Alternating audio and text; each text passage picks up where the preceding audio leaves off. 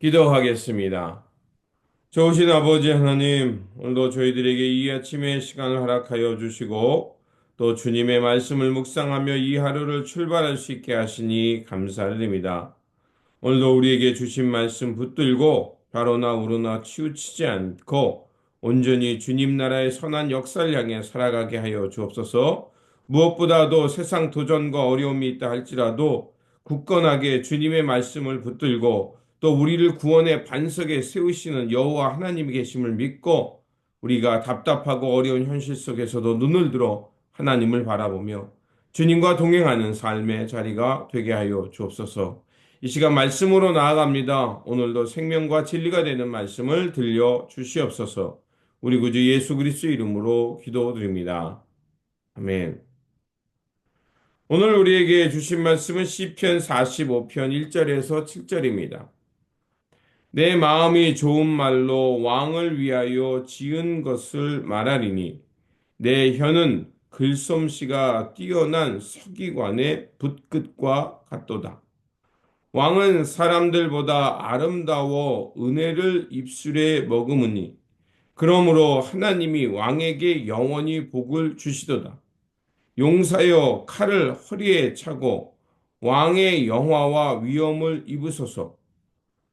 왕은 진리와 온유와 공의를 위하여 왕의 위엄을 세우시고 병거가에 오르소서. 왕의 오른손이 왕에게 놀라운 일을 가르치시이다. 왕의 화살은 날카로워 왕의 원수의 염통을 뚫으리니 만민이 왕의 앞에 엎드러지는도다. 하나님이여 주의 보좌는 영원하며 주의 나라의 규는 공평한 균이이다.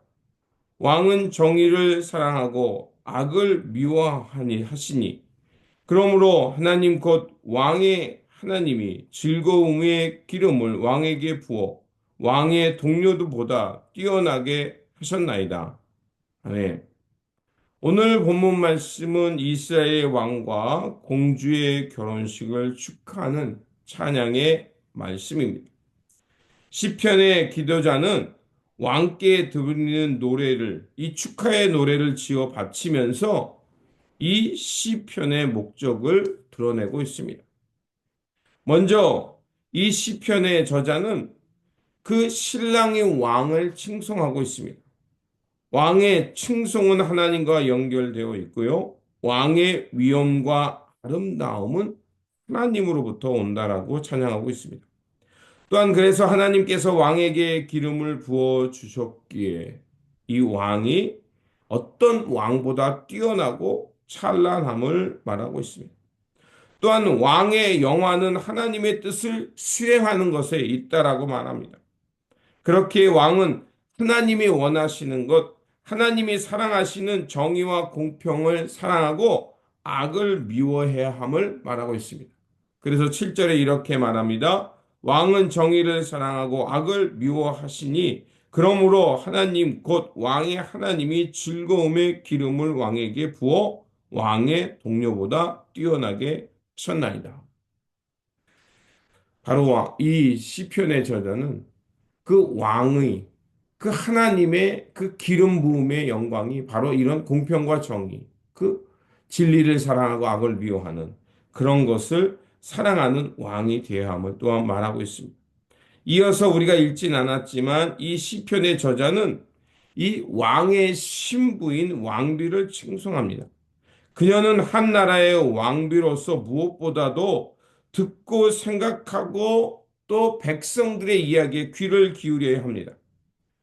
또한 이 왕비가 이제 이 이스라엘 왕과 결혼했기 때문에 더 이상 이 왕비는 과거가 공주로 살던 그 땅의 생각들은 다 잊어버려야 합니다. 고향의 생각은 잊어버리고 이제 왕과 함께 하나님의 그 일을 감당하는 그 동료가 되어야 됩니다. 그래서 10절은 이렇게 말합니다. 딸이여 듣고 보고 귀를 기울일지어다. 내 백성과 내 아버지의 집을 잃어버릴지어다. 이제는 그 이스라엘 왕과 결혼했으니 이스라엘 백성들을 사랑하고 이스라엘 백성들에게 귀를 기울이고 하나님의 뜻에 귀를 기울이면서 하나님 나라를 이끌어가는 동료가 되어됨을 말하고 있습니다. 그는 단순히 한 남자와 결혼한 것이 아니라 왕의 나라와 자신의 나라의 새로운 연결, 새로운 관계를 맺었음을 말합니다. 그럴 때 왕 역시 왕비를 사랑하고 또 왕비 또한 왕을 사랑하며 이렇게 화목한 그 가정을 이루어야 됨을 말하고 있습니다. 그래서 왕은 화려한 옷을 입고 궁궐에서 온갖 영화를 누리게 될 것이다. 이렇게 말하고 있습니다. 이렇게 왕이 존귀와 영광, 찬양을 받을 때 왕비 또한 그 신분이 같이 올라가서 그 왕과 같은 영화를 누리며 살게 될 것이다. 그리고 이 왕과 함께 하나님이 기뻐하는 일들을 함께 감당해야 되는 역할과 의미가 있음을 말하고 있습니다. 그러면서 이제 이 시편의 저자는 마지막으로 이런 하나님의 축복과 찬양이 가득한 그 왕조가 계속해서 이어질 것을 축복하고 있습니다. 왕의 이름이 사람들에게 대대로 기록되고 그 찬양받기를 원합니다. 그래서 17절에 이렇게 말합니다. 내가 왕의 이름을 만세에 기억하게 하리니 그러므로 만민이 왕을 영원히 찬송하리로다. 오늘 본문 말씀을 보면 모든 것들이 축복과 찬양으로 가득 차 있습니다. 왕과 왕비는 하나님의 영광과 영화를 누리라고 축복하고 있습니다. 이렇게 왕과 왕비를 찬양하고 축복하는 이유는 무엇이겠습니까?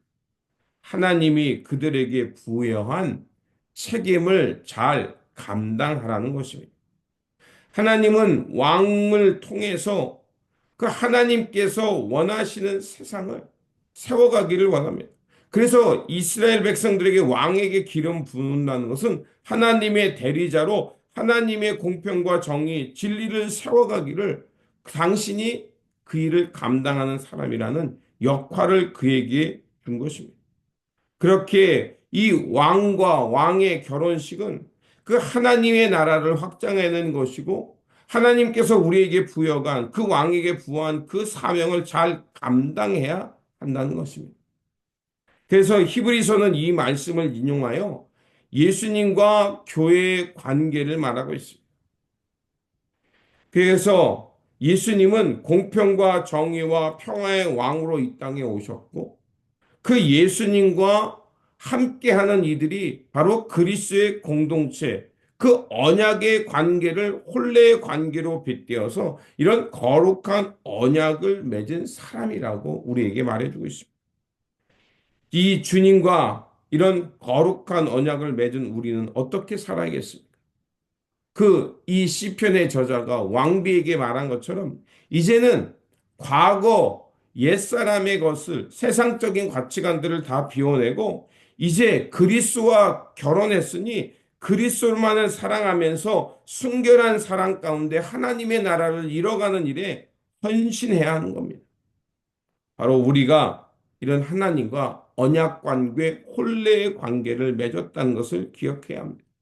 그러므로 우리가 주님과 거룩한 언약을 맺은 왕과 같은 제사장임을 기억하면서 이제는 더 이상 옛사람의 일이 아니라 이 땅의 하나님 나라, 하나님께서 기뻐하시는 그 생명 살림과 이 땅의 공평과 정의를 세워가는 주님의 거룩한 신부의 역할을 잘 감당하며 살아가는 저와 여러분의 삶의 자리가 되시기를 주님의 이름으로 축복합니다. 기도하겠습니다. 거룩하신 하나님, 오늘도 우리를 사랑하시고 다스리는 왕이 되어주시는 주님을 찬양합니다. 우리가 세상의 속에서 살지만 주님의 진리와 공의를 따라 살면서 주님의 거룩한 신부가 되는 그리스도의 공동체가 되게 하여 주옵소서. 그래서 하나님 나라의 거룩함을 이루어가게 하시고 주님께서 보여주신 그 참 사랑을 이 땅에 흘려보내는 하나님의 사람들 되게 하여 주옵소서. 우리의 그래서 삶의 자리가 주님을 향한 사랑의 노래가 가득 차게 하여 주시고 우리의 헌신은 이 땅에 하나님의 선을 이루며 주님의 영광을 드러내는 삶의 자리가 되게 하여 주옵소서. 오늘도 살아서 역사하시며 우리와 동행하여 주시는 우리 구주 예수 그리스도 이름으로 기도드립니다. 아멘.